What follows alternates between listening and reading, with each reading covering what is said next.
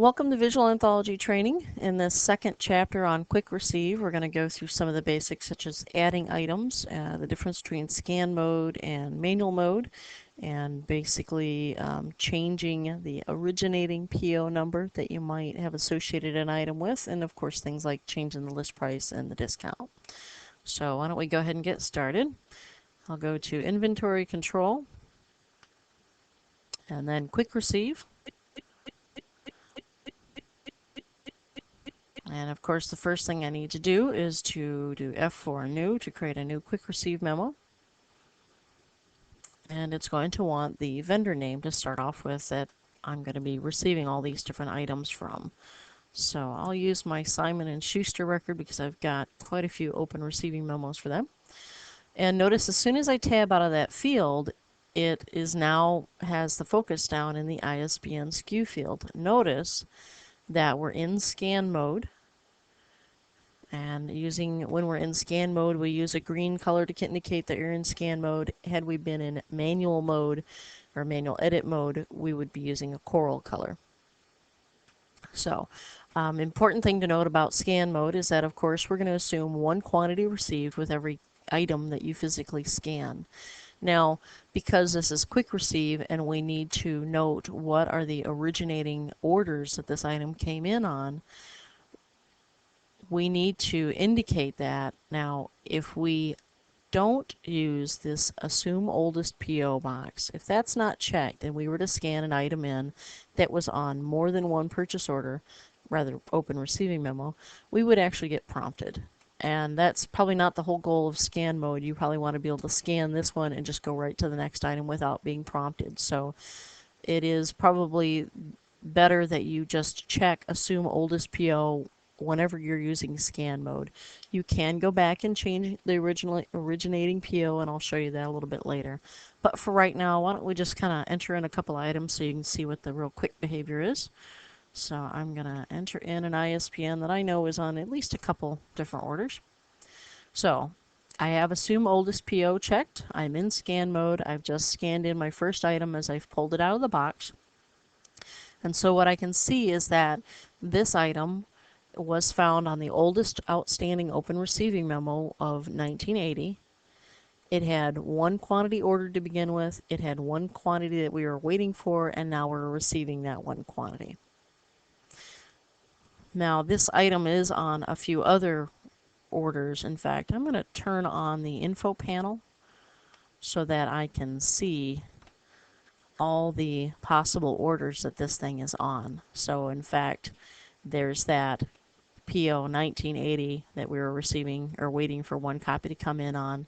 You'll see also that there are a few other orders that this item is on. So as I continue in scan mode to scan in that item, it's going to pick the next older receiving memo and it's going to start marking the quantities received. So I can continue to scan as I'm taking out of the box.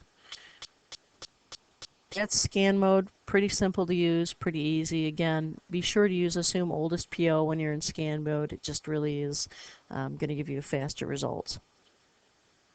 Now, let's say that instead of actually sitting there pulling items out of the box and scanning them, perhaps somebody else has done that for me. And all I have to work off of now is the invoice for which they've written on and said, this is what's come in, this is what's missing, this is what we've been told is back ordered, and so forth.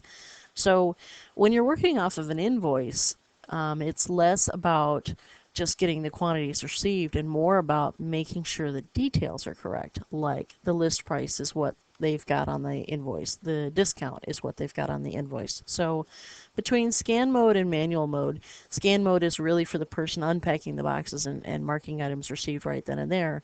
Manual mode is more for maybe the main buyer person who's doing the receiving stuff or the main buyer, and they're going to go through and finalize all those little details. So in fact, right now I am still in scan mode, but I'm going to drop out of scan mode so I can begin to do some manual entry so you can see how that works. So to get out of scan mode, all I have to do is click on F3 scan. Now I'm in what I would call edit mode. I can change the items that are on here already. In fact, I deliberately only received 4 copies of this item because I'm going to mark that I just got short shipped. Don't know what happened to the 5th copy. Going to talk to the vendor later, so I'm just going to record that that particular copy on that particular originating PO just didn't get the last copy. So I'll enter the line, and there it is in the screen.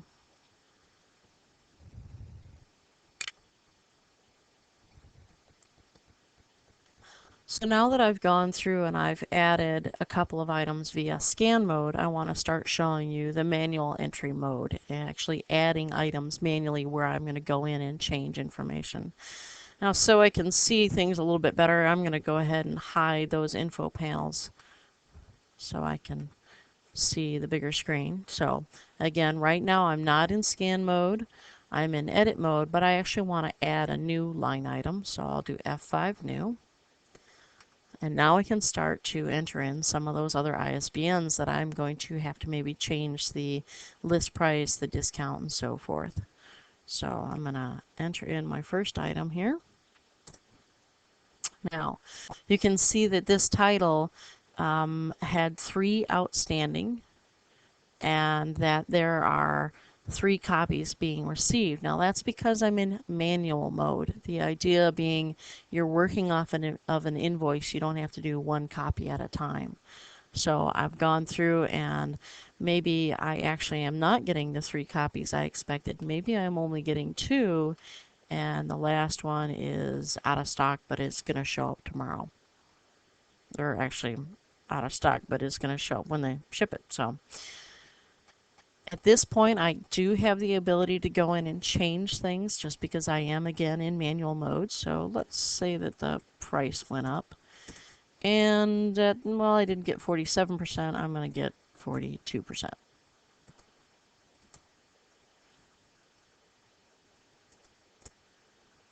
Now, because I changed the list price, just like you've seen in receiving before, it wants to also update the retail price. So there is my item added manually.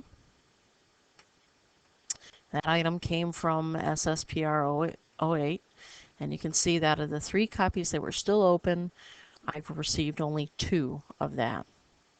So why don't I go ahead and continue, and let's actually receive a couple more copies of that Brothers in Arms title.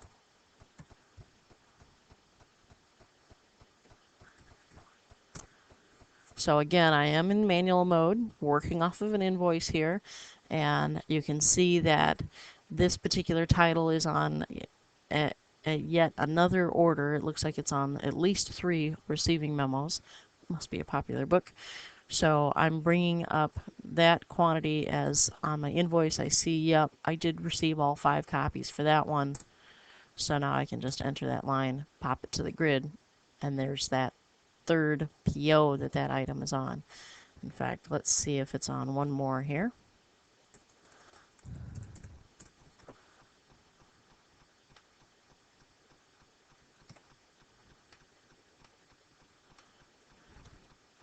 So it looks like it's also on a 4th receiving memo as well. So same thing there. And let's see if it's on any more. Now, this is something that might come up occasionally. You scan one too many, you type in one too many, or you got more than what you have requested. Maybe they sent you an extra copy. So anytime you add an item, whether it's scan mode or manual entry mode, to a quick receive that is not on any other open purchase orders, or rather open receiving memos, you're going to get this kind of warning message.